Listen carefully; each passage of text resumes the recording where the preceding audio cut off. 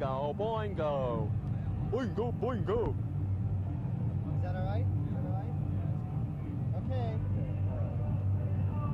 Hey, when you first heard about this festival, what was your reaction to it? Well, I had kind of two feelings. One of them, I thought it was great that somebody's got the guts to try to put something like this together in this day and age.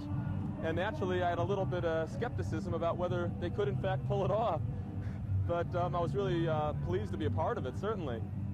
What do you think about the lineup of the groups vis-a-vis the kind of audiences that we have today? Do you think it's a little bit different than it was in the past?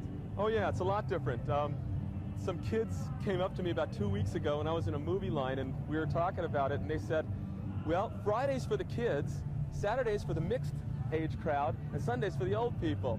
And I said, God, I'd never thought of it like that. And then I looked at the lineups, and I said, I guess that's how a lot of kids view things these days, because audiences are very segmented.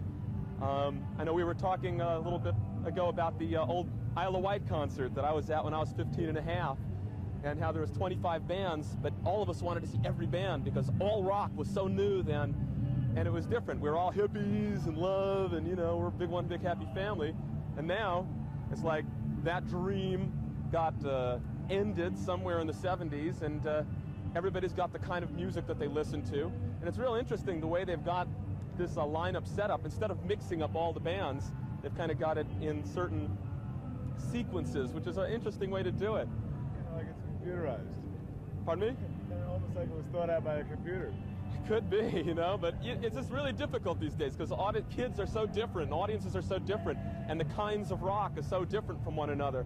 There's so many different segments. That's really what the 80s are all about so far musically, is these many different segments creating a real bizarre spectrum as a whole. The good thing here in the idea of a unison and the idea of us was that they were trying to give an example of how that could be transcended and how people could work together again. Or I think certainly that seems to be the goal here, and I think they've done a great job in organizing it and putting together. So all we could do is hope for the best and see what happens. I'm all for it. One last question. I want to ask you how you feel about playing in front of so large an audience. Well,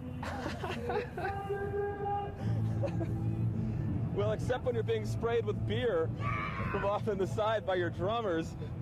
I don't know. We played 2 concerts last year with the Police. One was in front of 10,000 and one was in front of 25,000.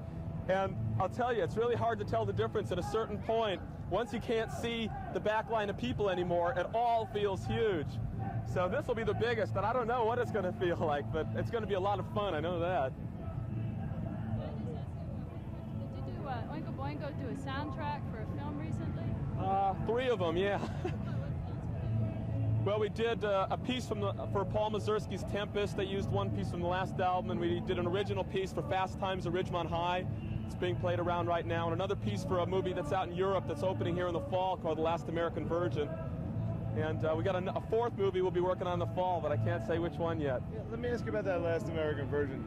There's been some controversy that the movie is kind of like on the sleazy side. They were wondering, and there's been a controversy over why a lot of established groups have done, participated in the soundtrack. Do you have any particular feeling? There's 2 reasons a group might want to get involved with the movie. One is they've seen the movie, as in Fast Times. I saw Amy Heckerling, the director, of somebody I've known for years. She showed me the rushes. I said, oh, this looks fun. I'd love to do it.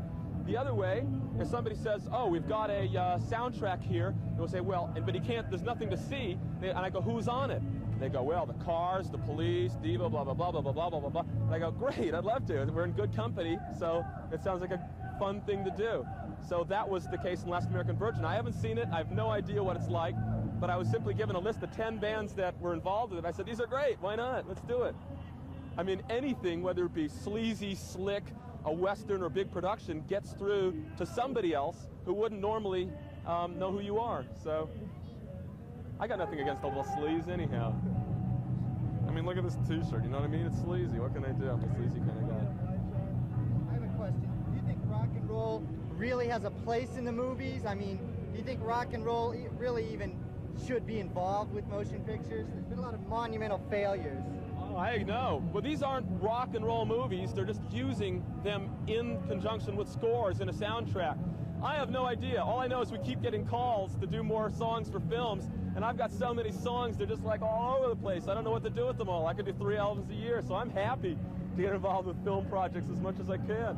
Specifically, what did you think of Fast Times after seeing the movie? I haven't seen the finished thing. I only saw the rushes when they shot it, and I just know it looked real fun. I know that it looked like it was gearing right towards a real young audience. I know that we have a real young audience, and I said, great, Amy, let's do it.